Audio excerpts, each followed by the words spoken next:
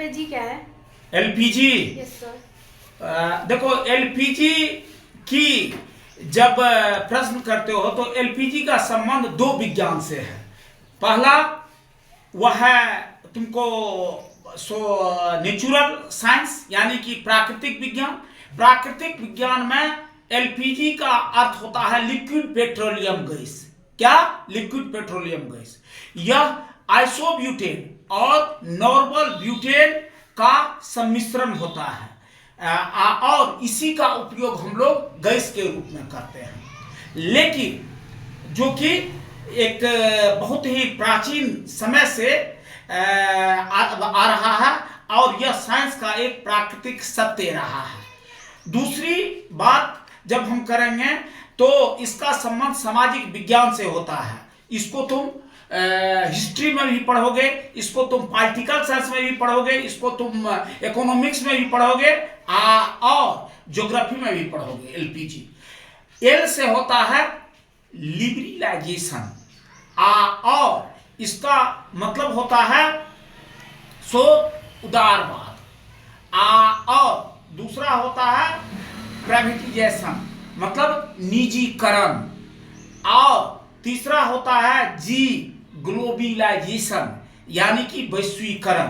कहने का अर्थ यह हो गया निजीकरण, वैश्वीकरण और उदारीकरण। यह दौर संसार में 1991 ईस्वी में आई और इससे विश्व की अर्थव्यवस्था को काफी मजबूती मिली।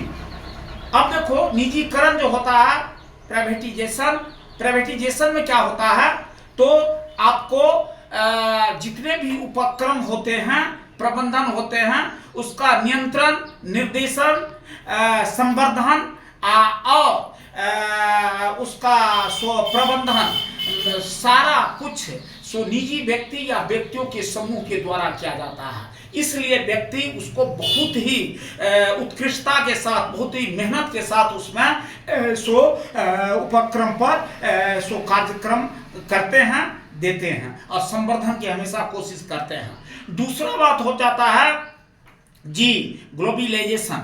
उसमें क्या हो ये लिबरलाइजेशन, यह होता है उदारीकरण। उदारीकरण क्या होता है? जो विश्व या अंतरराष्ट्रीय व्यापार को बढ़ावा देने के लिए जितनी भी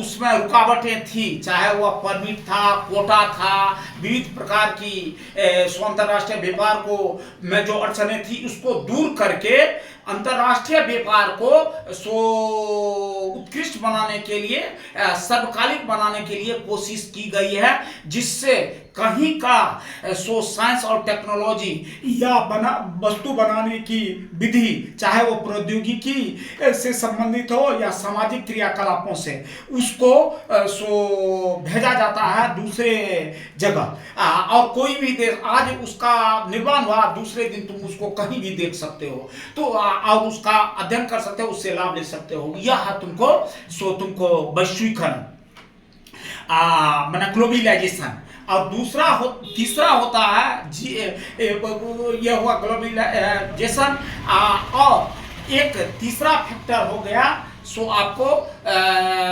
ये वैश्वीकरण। उदारीकरण तो देख लिए, ग्लोबलाइजेशन और तीसरा फैक्टर हो जाता है आपको वैश्वीकरण। वैश्वीकरण में क्या होता है उस बात को देखो, समझो। जो किसी देश की अर्थव्यवस्था को विश्व के अर्थव्यवस्था से जोड़ने की जो प्रक्रम होता है या विश्व के अर्थव्यवस्था से, विश्व के क्रियाकलाप से, आर्थिक क्रियाकलाप से किसी देश की अर्थव्यवस्था को जोड़ना ही होता है तुमको वैश्वीकरण।